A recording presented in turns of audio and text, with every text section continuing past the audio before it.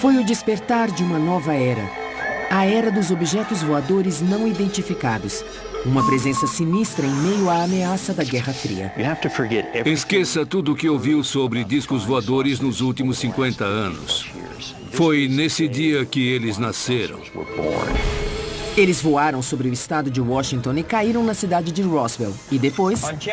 Em 7 de janeiro de 1948, o capitão Thomas Mantell pilotava um caça P-51. Sua missão era interceptar um OVNI, mas ele não viveu para contar sua história. O relógio de Mantell parou no momento do impacto, às 13h18 da tarde. O que poderia explicar esses estranhos acontecimentos? Acobertaram os fatos tão rápido que uma semana depois ninguém dizia mais nada. Agora voltamos ao passado para investigar os mais incríveis encontros com OVNIs da história moderna. Terá sido o início de uma guerra interplanetária? Ou tudo não passou de um grande complô? Classificar informações como ultra-secretas só desperta a curiosidade das pessoas. Hoje, em Reescrevendo a História.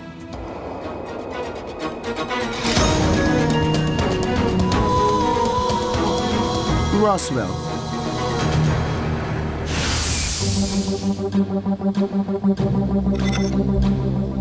A identidade de alguns OVNIs está prestes a ser revelada.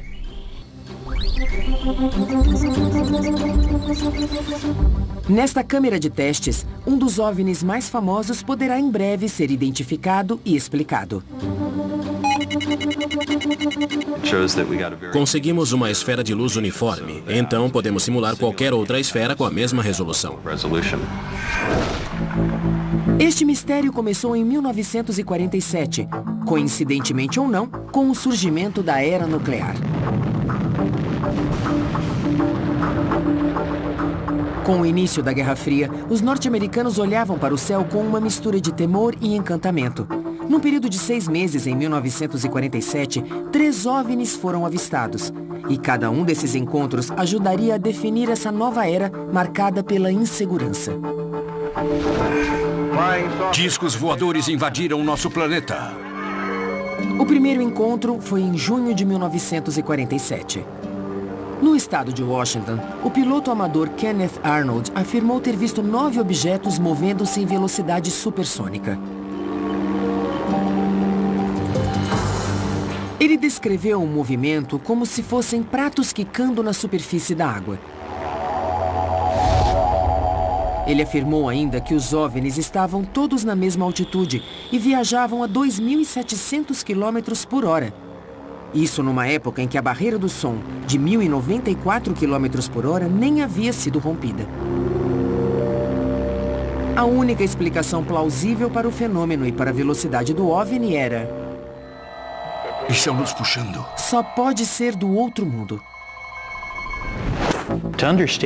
Para entender as circunstâncias do encontro de Kenneth Arnold, temos que considerar o momento histórico e esquecer tudo o que ouvimos sobre discos voadores nos últimos 50 anos. Foi nesse dia que os discos voadores nasceram como conceito, crença e objeto. Apenas 3 semanas após o episódio de Kenneth, ocorreu um dos encontros mais conhecidos de todos. Supostamente, um disco voador teria caído nas proximidades de Roswell, no Novo México. Na época, correram boatos de que os destroços haviam sido escondidos num hangar secreto. Este é o hangar 84. Testemunhas nos contaram que foi deste prédio que fragmentos da nave e dos corpos dos extraterrestres foram transferidos. E em janeiro de 1948, a histeria chegaria ao limite num terceiro encontro com discos voadores. Em Fort Knox, no Kentucky, o capitão Thomas Mantell morreria ao perseguir um OVNI com o seu caça P-51. Torre para Capitão Mantell, investigue um objeto não identificado em sua área. Sua morte alimentou o imaginário popular. Esses 3 encontros convenceram muitos de que os extraterrestres existiam e que estavam visitando o nosso planeta. Senhoras e senhores, está acontecendo alguma coisa. A história cresceu e até hoje muitos acreditam que os OVNIs cruzam o nosso céu. Talvez estejam certos, mas também podem estar errados. A versão oficial é de que aqueles objetos eram apenas imensos balões meteorológicos secretos. Não engulo esse papo de que eram balões e bonecos de testes. Devem pensar que somos imbecis. Qualquer um pode ver que é mentira. Mas o que estava acontecendo de fato nos céus dos Estados Unidos nos anos 40? A história do balão meteorológico é mesmo uma farsa? Há alguma outra explicação para os testemunhos aparentemente confiáveis? Uma equipe de peritos reunida pelo Reescrevendo a História vai investigar este caso. Art Vance, piloto de P-51. Paul DeBevec, designer gráfico. Curtis Peebles, historiador aeroespacial. E Jack Pickerel, uma psicóloga cognitiva que fará uma experiência singular com 6 pessoas no deserto. Combinando todas essas especialidades e levando a tecnologia moderna de volta a 1947, vamos procurar respostas para o que aconteceu em Roswell e para o fenômeno dos OVNIs.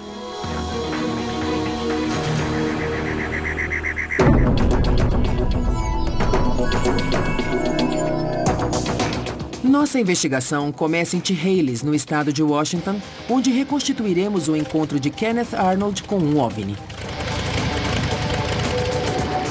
Na época, Kenneth Arnold, ex-craque de futebol americano na Dakota do Norte, vendia equipamentos contra incêndio. Ele não era o tipo que inventava histórias ou buscava fama. O que ele viu, afinal? Poderiam esses objetos voar a 2.700 km por hora, como ele informou? E estavam mesmo a 2.700 metros de altitude? Para descobrir, vamos repetir esse encontro da forma mais fiel possível. Primeiro, para obter o mesmo ângulo de visão que Kenneth dispunha da cabine, tivemos que encontrar uma réplica exata do Collier modelo A2 usado por ele.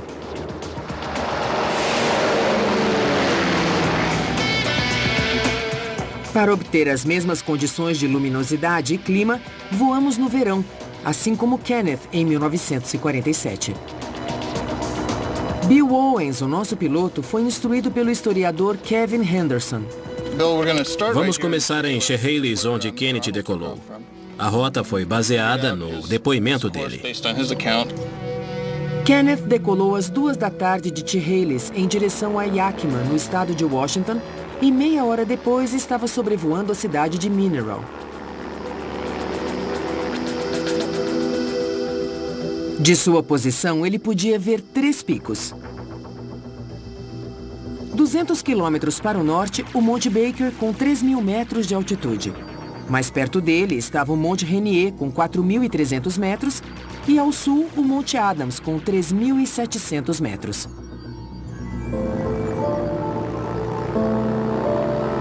Seguindo o plano de voo à risca, Bill Owens pilota o Collier sobre Mineral. O que ele viu? Ele disse que ao norte, no alto do Monte Baker, ele viu um clarão que o distraiu. Um clarão, sei. Ele pensou que eram aeronaves voando em formação. Kenneth disse ter visto estes 9 objetos rumarem para o sul na direção do Monte Rainier. Mas descobrimos que seria praticamente impossível ver qualquer objeto daquela distância. Kenneth disse que os viu piscando e virando ao passarem o Monte Rainier. Foi aí que ele percebeu que testemunhava uma coisa incrível.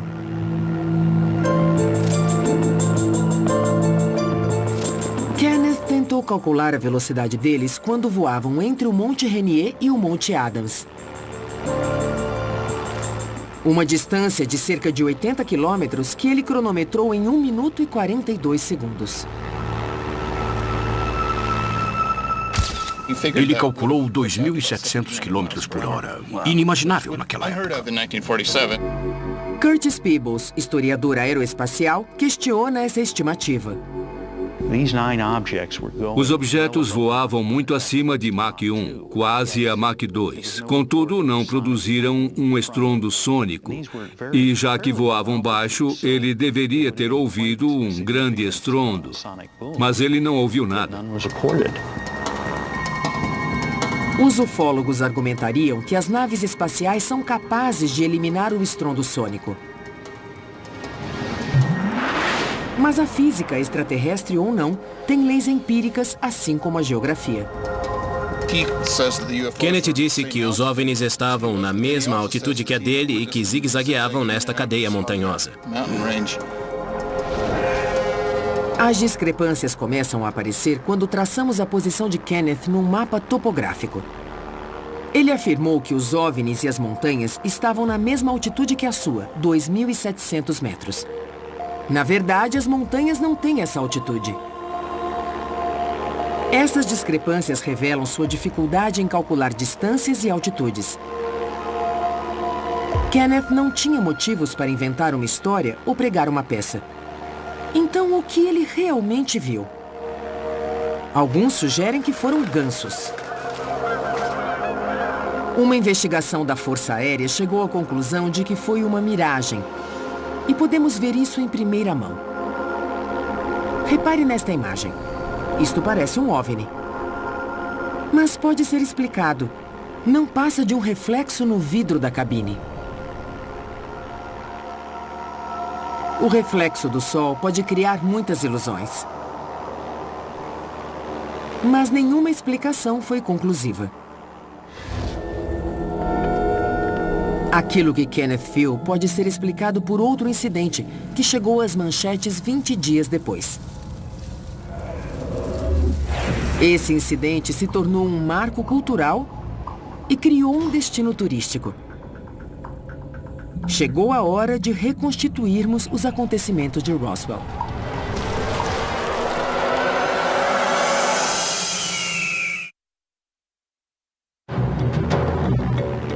Quando o Reescrevendo a História reconstituiu o voo histórico de Kenneth Arnold, ficou claro que os 9 objetos observados por ele não atingiram a velocidade nem a altitude que ele relatou.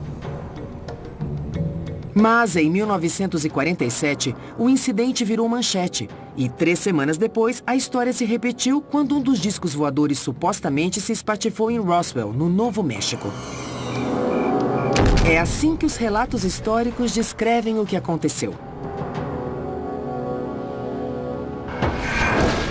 Em julho de 1947, o fazendeiro Mac Brazel descobriu destroços estranhos numa pastagem. Tiras de borracha, fita adesiva, ripas e papel alumínio. Ele recolheu tudo e levou para o xerife de Roswell, que chamou os militares. A Força Aérea despachou uma equipe para investigar e recolher qualquer material esquecido por Mac Brazel.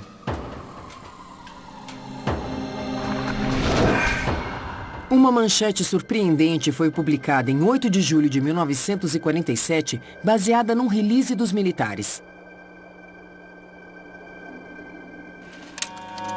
Naquela mesma tarde, numa coletiva de imprensa, as Forças Armadas apresentaram os objetos encontrados. Um repórter de um jornal local tirou 5 fotos do material. Estas foram as únicas imagens divulgadas oficialmente. Ao examinar as fotos de perto, vemos o que parece ser papel alumínio, ripas e algum tipo de tecido escuro, que o governo insiste pertencerem a um balão meteorológico. De início, afirmaram que era um disco voador. E no dia seguinte, a Força Aérea disse que era apenas um balão meteorológico. Uma nova manchete apareceu no jornal local na quarta, 9 de julho. O incidente estava encerrado. Ou não. Acobertar os fatos tão rápido que uma semana depois, em julho de 1947, ninguém dizia mais nada. Foi como se nada tivesse acontecido. O governo acobertou a história? Ou nada realmente aconteceu? De qualquer modo, o incidente em Roswell foi esquecido por 30 anos. Foi só em 1978, quando Jesse Marcel começou a falar sobre suas experiências, que outros também começaram a falar. Jesse Marcel foi um investigador militar do caso em 1947. Sua afirmação de que o governo encobriu os fatos se tornaria um dos pilares do mito que envolve Roswell.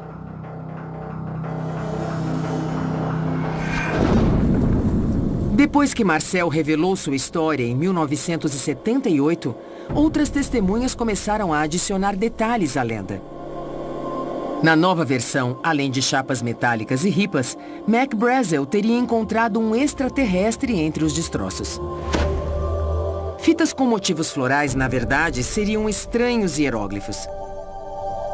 Outras testemunhas afirmaram que, após a coletiva de imprensa, o material teria sido despachado para um local secreto. A Área 51, onde o governo dos Estados Unidos continuaria a guardar seus segredos.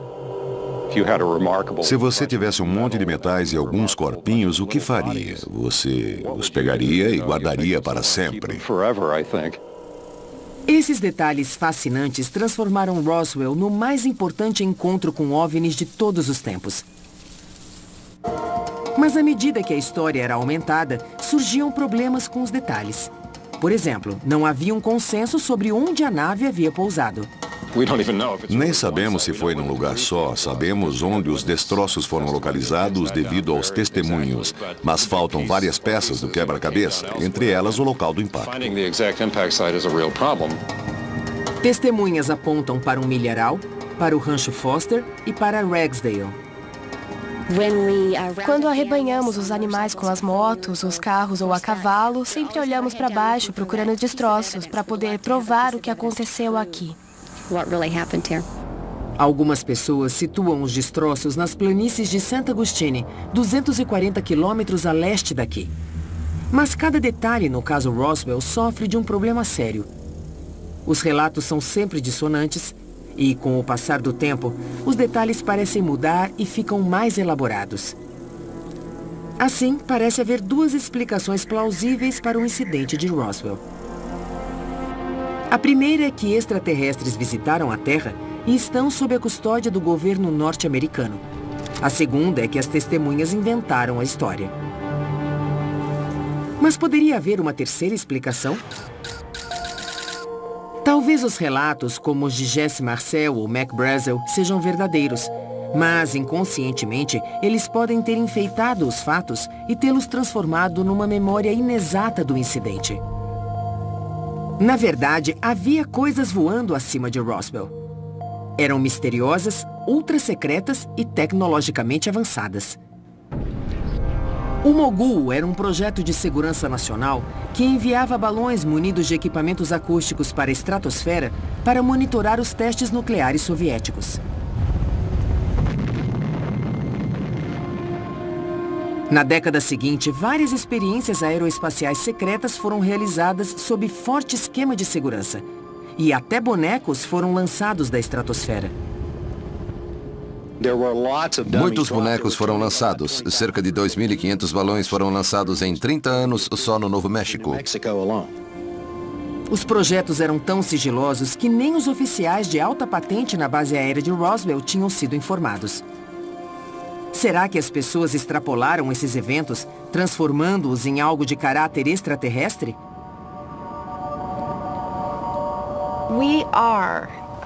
Nós somos a nossa memória. Somos definidos por nossa memória e gostamos de confiar nela. Mas com o passar do tempo, ela se deteriora. Jack Pickerel é psicóloga cognitiva e estuda a memória humana há 12 anos. Qualquer lembrança do passado é automaticamente reescrita com a percepção do presente. Os ufólogos acreditam na veracidade dos testemunhos. Mas será que é possível que o tempo tenha corrompido suas memórias? Para testar essa teoria, o Reescrevendo a História preparou uma experiência. Selecionamos 6 pessoas e dissemos que queríamos filmá-las numa caminhada ao ar livre para testar sua memória. Esta aqui dá maçãs no outono. Cada um levava uma câmera para registrar o que via. Mas eles não sabiam que esta não era uma trilha qualquer. E que isto não era um passeio. Nós recriamos o cenário de um acidente com OVNIs completo, com destroços, fita de isolamento amarela e a presença de um guarda armado e uniformizado. Nosso objetivo hoje é dar a alguns dos nossos participantes informações de natureza ambígua, que poderia ser interpretada de muitas formas e não explicar nada. Nossa experiência é simples. Levar os participantes pelo deserto com o pretexto de estudar a memória deles, fazê-los andar pelos destroços, gravar as imagens com as câmeras dos capacetes e, depois de um mês, entrevistá-los para discutir as diferenças entre aquilo de que se lembram e as imagens gravadas. Esta planta pode salvar a sua vida. Você corta, tira a pele e come. E tem muita água. Depois de 20 minutos, o grupo passa pelo local do acidente. Dá pra fazer um shopping ali. Olha, uma arma. Nossa, que mico. Continuem andando. Alguma coisa caiu aqui e me mandaram ficar longe. Quem era ele? Um militar. E quer saber, na última quinta à noite cheguei em casa e não me deixaram entrar. Caiu alguma coisa.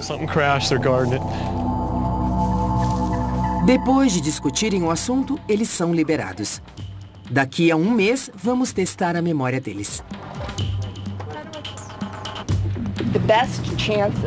O melhor jeito de incutir uma memória falsa é esperar a lembrança original esmaecer o suficiente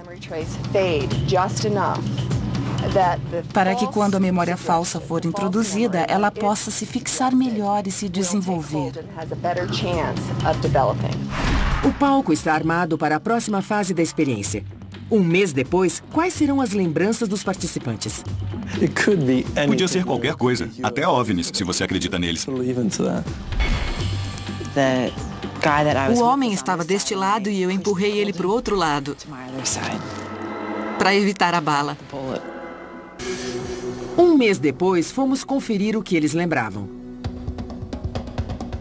Trouxemos as imagens gravadas na ocasião que mostravam exatamente o que eles viram e não o que pensaram ter visto. Suas memórias não sofreram grandes distorções, mas muitos detalhes haviam mudado. Após aquecer Annie com algumas perguntas sem importância, perguntamos sobre o local do acidente. Haviam alguns guardas armados no local, que estava cercado por um cordão de isolamento para ninguém entrar. Entramos lá para olhar, mas fomos impedidos por guardas armados. Quando a psicóloga Jack Pickerel pediu mais detalhes sobre os guardas, ela não mostrou a mesma segurança. Eu não sei se me lembro deles porque os outros disseram que estavam lá ou porque eu os vi. E não lembro deles, não lembro como eram. Francine tinha alguns registros interessantes sobre o guarda. Acho que usava máscara e... De quem está falando? Tinha 2 deles atrás da fita amarela. Mas as imagens registradas pela câmera de Francine revelam que ela não teve uma visão clara do local do acidente e nem dos guardas. Viu 2 caras atrás da fita, estavam armados? Os 2. Você também disse que ficou apavorada quando apontaram para você. Claro que sim. Apontaram para você? Correram na nossa direção. Não queriam que a gente chegasse perto da fita amarela. Um deles apontava para o outro lado, mas apontou para a gente depois. Eu estava com medo. Sentiu medo? O homem estava deste lado e eu empurrei ele para o outro lado, para evitar a bala. Novamente, as imagens gravadas revelam o que eles realmente viram. Há diferenças claras. No teste, assim como em Roswell, uma vez que a memória é alterada, o indivíduo realmente acredita estar falando a verdade. Entre as coisas que me disse hoje sobre a caminhada há um mês, tem certeza de que está lembrando corretamente de tudo o que aconteceu lá? 1 para não tenho certeza e 5 para tenho certeza absoluta. 5. 5. Eles não estão mentindo. É isso que dificulta tudo. Estão totalmente convencidos de que aquela memória é deles. Eles jurariam de pé juntos de que aquela é a verdade. Antes dos participantes irem embora, explicamos a natureza da experiência para evitar o surgimento de qualquer novo boato sobre OVNIs. Se o reescrevendo a história demonstrou que a memória pode ser alterada e distorcida em apenas um mês, imagine o que pode acontecer depois de 30 anos. A criação de uma memória falsa não é intencional. Já vimos acontecer com policiais e até com pais bem-intencionados ao questionarem seus filhos. A intenção não é enganar as pessoas de propósito, só mudamos a maneira de questioná-las.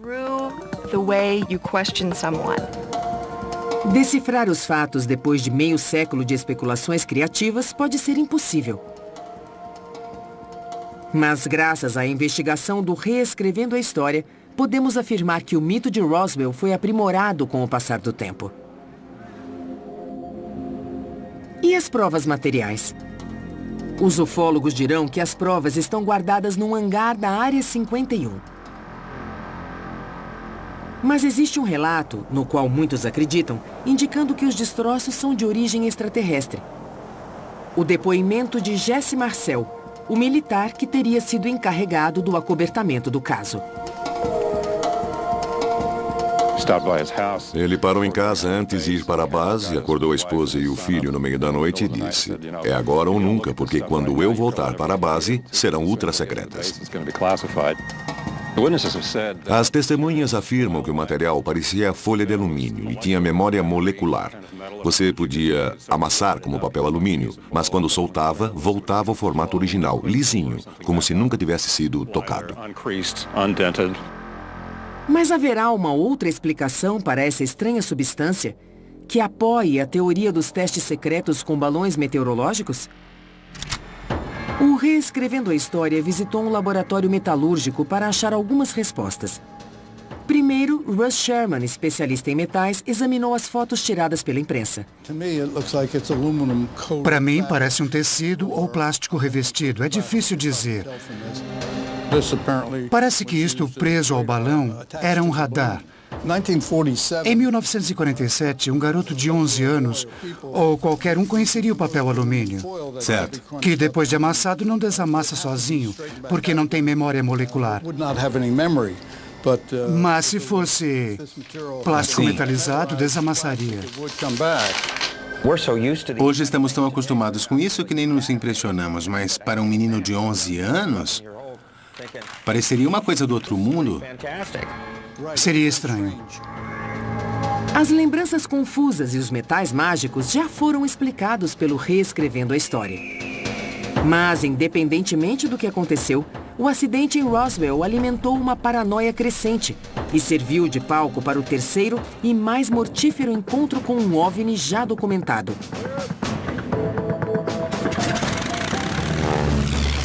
O último voo do capitão Thomas Mantell, que alguns acreditam ser a primeira baixa de uma guerra interplanetária.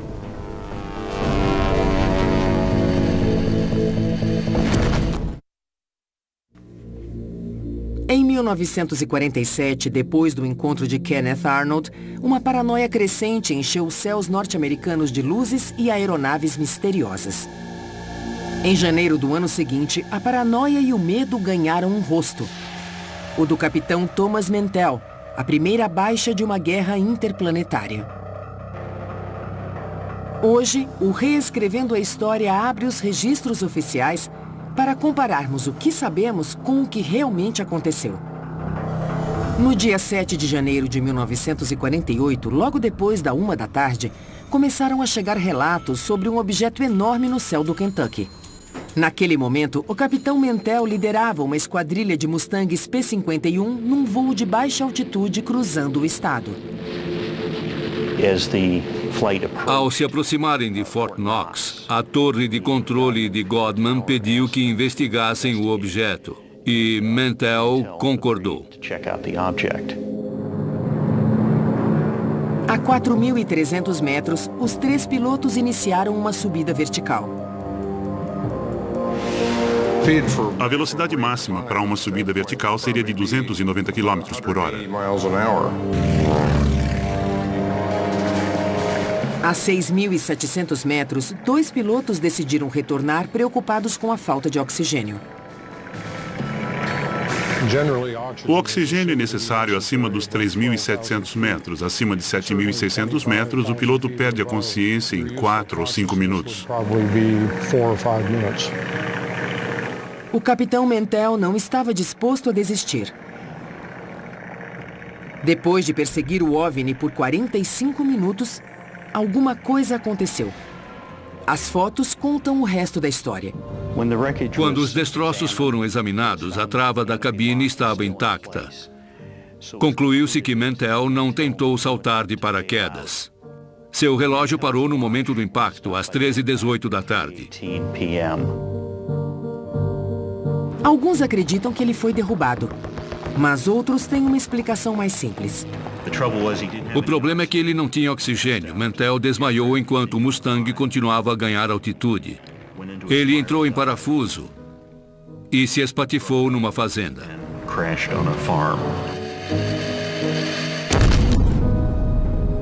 Mas o que Mantell estava vendo da cabine? Com a escassez de informações, a imaginação corria solta e então começaram as especulações. Na época do acidente, corria o boato de que foi um avião soviético que atirou no P-51, que estava radioativo, e que o corpo de Mantell não foi encontrado. Estavam todos errados. Nos anos 70, o governo abriu os arquivos sobre outro projeto secreto. Dessa vez, os balões foram lançados de Columbus, Ohio, em janeiro de 1948. Acho que o capitão Mantell estava perseguindo um Skyhook, um balão enorme de plástico que pode chegar a 30 mil metros. Um balão desses foi lançado pouco antes do incidente, levando um dispositivo de raios cósmicos. Esses balões foram lançados às dúzias por todos os Estados Unidos e ainda hoje a NASA continua a lançá-los. Hoje, eles podem subir acima dos 30 mil metros e ficar lá em cima por dias, até semanas, e podem circular o globo nas correntes de grande altitude. O que Mantell viu naquela fatídica tarde de janeiro? Foi um balão meteorológico? O planeta Vênus, como alguns afirmaram? Ou foi mesmo derrubado por um OVNI? A pergunta dos ufólogos é pertinente. Como um piloto altamente qualificado confundiria um balão com um alvo inimigo? A pergunta é válida porque ninguém fez a reconstituição do encontro com as mesmas condições de luz, com o mesmo balão e com a mesma aeronave que Mantell pilotava até agora.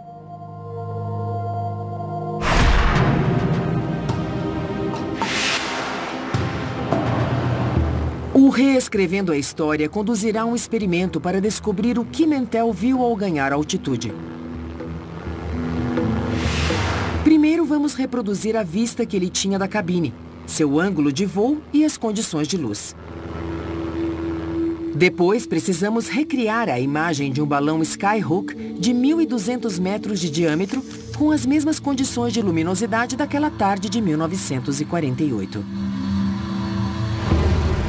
Finalmente vamos comparar as imagens para entender o que Mantell estava tentando interceptar em seu trágico voo final. Nossa busca nos leva a Nevado, na Califórnia, onde se encontram dos últimos P-51 ainda em operação. Qual será a missão de hoje? Vamos repetir o último voo do capitão Mantell, utilizando o relatório do acidente e a documentação disponível. Art, você vai mandar a gente lá para cima reproduzir esse voo? Dá para fazer, mas a queda pode ser um problema. Mas mudar o voo de Fort Knox, Kentucky, para Nevado, na Califórnia, que ocorrerá com uma diferença de 6 meses da data original, requer os serviços de um astrônomo, porque se a luminosidade e os ângulos de irradiação solar não corresponderem, nossa experiência será inútil. Como reproduzir as condições do voo de Mantell em 1948? O Mustang estava rumando para 230. Calculei a posição do Sol em Kentucky naquela tarde e o avião estava a uns 9 graus para a direita do Sol. Então fiz os cálculos correspondentes da altitude do Sol e cheguei a um ângulo de 85 graus. O ideal seria decolarmos hoje entre as 7h30 e 8 horas. Agora, outro desafio. Para registrar o que Mantell teria visto, precisamos de um cinegrafista no Mustang. Mas o P-51 é um caça de um lugar só. Dá para acomodar um cinegrafista no Mustang? Este é o seu paraquedas. Vai dar. Esse espaço era ocupado por um tanque de combustível de 320 litros. No lugar dele tem um assento ejetável. Tem espaço suficiente. Sim, estou ouvindo. Você fala alto. Estarei no centro olhando para fora e você vai virar 9 graus para a direita. Aí vamos pegar o sol nessa posição. Tá bem. Temos um bom plano de voo e o nosso objetivo é registrar o que ele viu.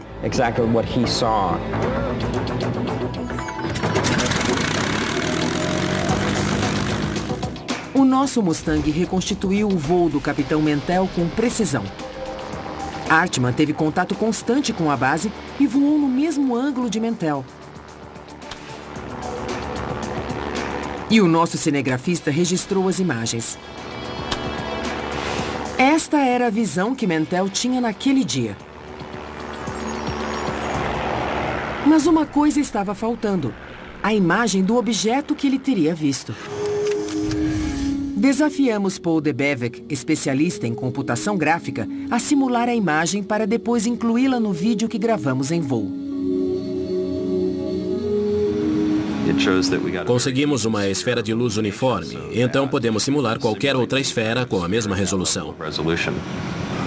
Pesquisando no Institute for Creative Technologies, Paul desenvolveu um método especial para iluminar objetos de forma realista. Uma das minhas motivações foi poder gravar pessoas no estúdio e depois iluminá-las de forma a imitar a luminosidade local. Depois posso fazer uma sobreposição e recriar o fundo no estúdio. Fica super natural, mas é um efeito especial.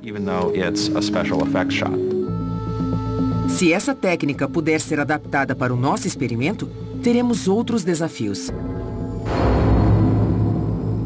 Primeiro, precisamos fazer uma réplica exata de um balão meteorológico. Depois, precisamos de imagens em 360 graus para recriar o céu em torno do balão. Esse desafio levará ao Reescrevendo a História aos céus pela terceira vez.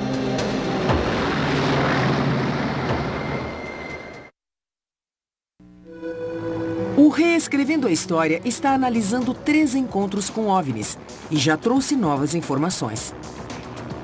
No primeiro caso, durante o voo de Kenneth Arnold, a luz refletida na cabine do avião pode ter influenciado suas observações. No segundo, projetos militares secretos realizados perto de Roswell despertaram a curiosidade das pessoas. E fizemos uma experiência que provou como a memória é alterada com o decorrer do tempo. No terceiro caso, a explicação oficial para a queda do avião do capitão Thomas Mantell foi novamente um balão. Fomos verificar como um piloto tão experiente pode ter cometido aquele erro. O Reescrevendo a História reconstituiu aquele voo e nossa câmera registrou estas imagens da cabine. O desafio seguinte era fazer um balão em escala e filmá-lo sob todas as condições de luz possíveis. O balão então foi posicionado e as luzes do estúdio apagadas. Então o programador Tim Hawkins capturou as imagens no computador.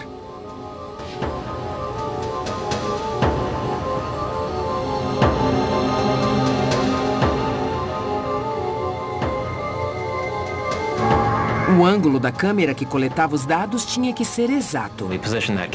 Posicionamos a câmera embaixo do balão para termos uma visão de baixo para cima, como a de Mantell. Para a segunda parte deste teste, precisávamos reconstituir as mesmas condições de luminosidade daquela fatídica tarde. Usamos uma lente olho de peixe na câmera. E tiramos muitas fotos para criar a esfera e obter a melhor resolução. O piloto e cinegrafista Meran Salamati criou um suporte para a câmera e fixou-a num avião acrobático para voarmos a 30 mil metros.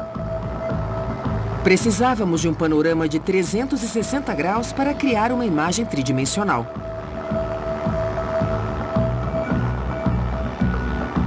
Registrar a imagem da parte superior foi relativamente fácil. Mas e da parte inferior?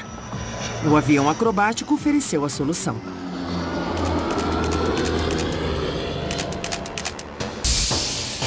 Nesta página da internet, podemos ver todas as imagens obtidas durante o voo. A edição das imagens nos permite reconstituir todas as condições de luminosidade refletidas no balão.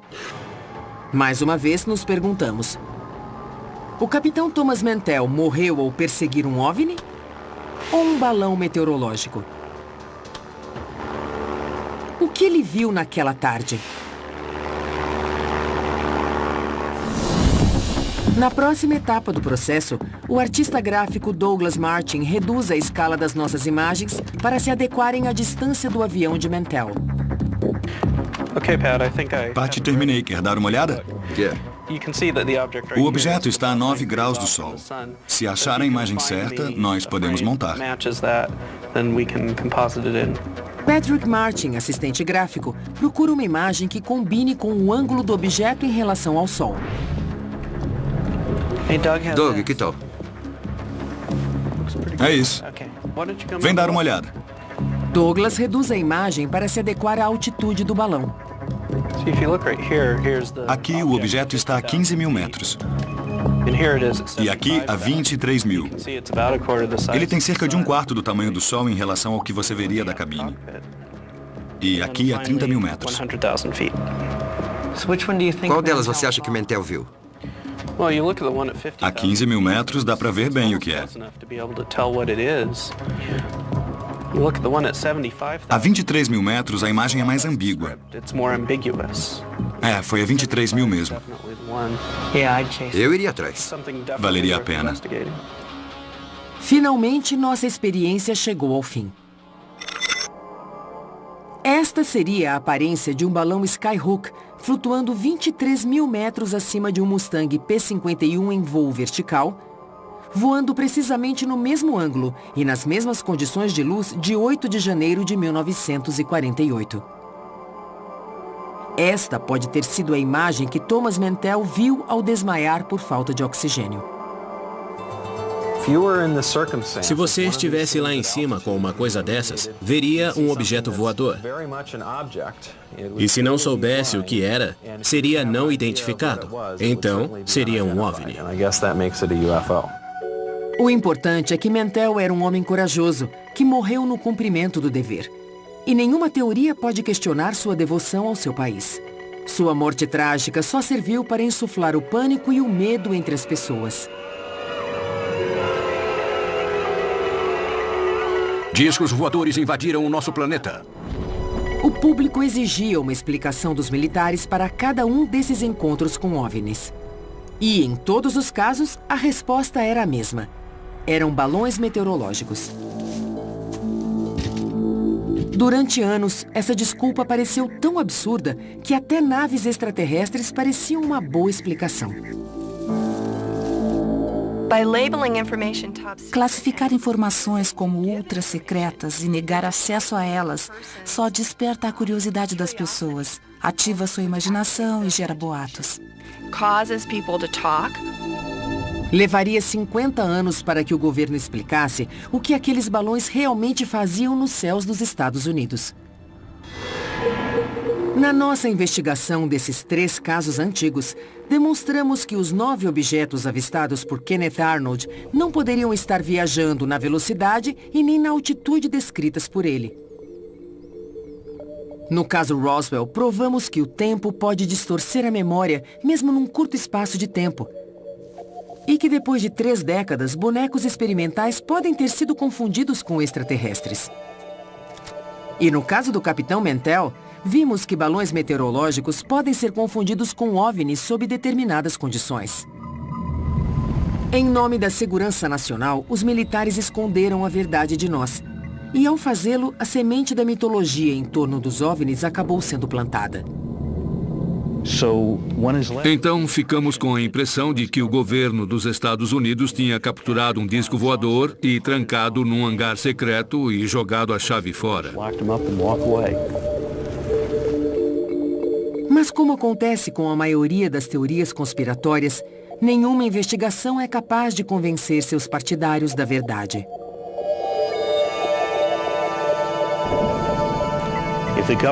Se o governo tivesse mesmo capturado um disco voador acidentado em Roswell ou em outro lugar, o segredo ia durar 10 segundos, porque a informação vazaria. Muita gente estaria sabendo. Esse segredo não poderia ser mantido, muito menos por 50 anos.